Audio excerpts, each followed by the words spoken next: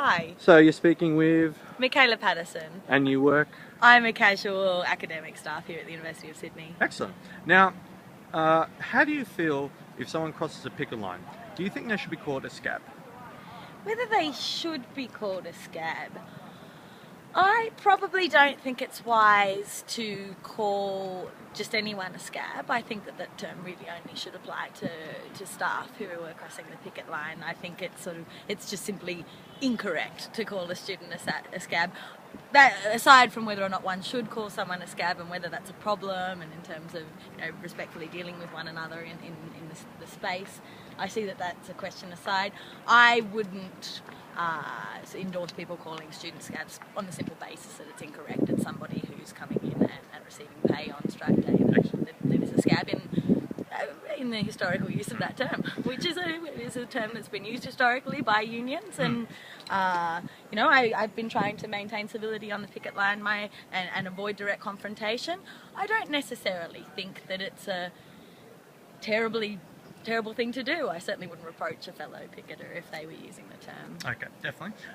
Do you feel that even if it's staff, if you call a staff member, because you know they're staff, let's say, you call them a scab, do you feel that perhaps is not cohesive to worker solidarity? Not at the time, because I understand that obviously they're crossing the picket, so obviously worker solidarity has fallen down, but in the future, because you don't really understand their circumstances, so you don't know why they've gone into work that day, do you think that's a problem for future worker solidarity? I think it is, but I think that I think it would be, certainly, but I think that this entire process has undermined worker solidarity in so many different ways. I mean, we do have to, it's not easy to be a member of the union who openly, I've been wearing my badges, and who's openly stating that they have a particular position that their co-workers might not believe in.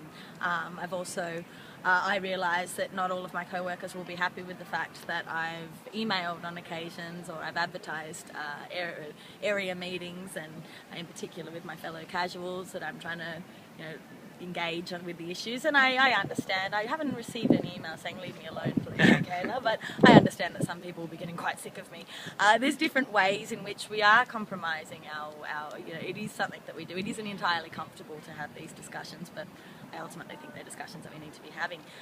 I think that one thing that, for example, we know that we have to engage with our co-workers and with our students on the picket, and we all desperately hope, those of us that teach students desperately hope, that we won't run into some of our own students. Yes. Because the idea of having to have that because it is in a sense confrontational. I mean, to me, a student or staff member approaching the picket in itself is kind of confrontational, and the way that we're sort of quite insistent that we want to explain our point of view to them is confrontational. I understand that, and it's uncomfortable, and I think that it does in a way make our relationship difficult, but I don't think that discomfort that we feel, that social discomfort or that discomfort in the workplace, is necessarily more important than the issues that we're trying to do, and maintaining solidarity, whether it's solidarity among people in the workplace, or solidarity that students have with staff members, and that we in turn have with them.